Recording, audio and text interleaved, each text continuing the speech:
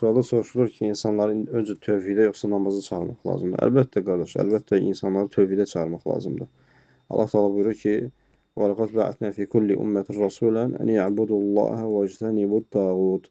Mən hər ümmətə rasul göndərdim ki, ancaq ibadəti Allaha xas etməyə və Allahdan qeyri ibadət olunan şeylərdən çəkinməyə, yəni la ilahə illallah kəlməsini gerçəkləşdirməyə və bütün peyğəmbərlərin dəvəti də bunun üzərinədir. Tövhidə çağırır. İbadət öz qaydasında. Əlbəttə, ibadət etmək vacibdir. İbadət Allah Teala'ya o la ilahə illallahın gərəkdirdiyi şeydir ki, ibadət olunsun. Və ilk öncə çağırılacaq şey tövhiddir, şübhəsiz, şübhəsiz. Çünki bir insan tövhidi bilməsə, bəzən bu günümüzdə bu vaqiədən baş verir və insanlar namaza dəvət olunurlar və tövhiddən xəbəri yoxdur. Gəlir 5-10 gün namaz qılır, sonra tərk edir.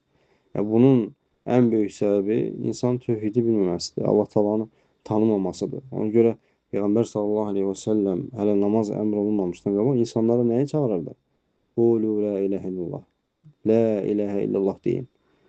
Və bütün dəvətin kökü də budur.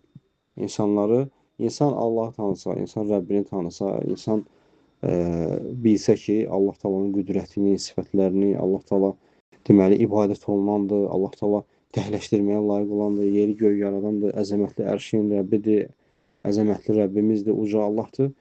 Bunları, bu dəvət olunduqdan sonra, bunları gördükdən, başa düşdükdən sonra, əlbəttə insan özü istər-istəməz, yəni sağlam ağıl buna dəlalət edir ki, bunu bildikdən sonra, Rəbbini tanıdıqdan sonra biləcək ki, əlbəttə Allaha ibadət olunmalıdır.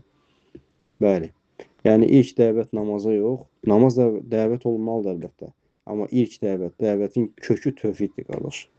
Tövhidə çağırılmalıdır insan. Doğrusunu Allah bilir.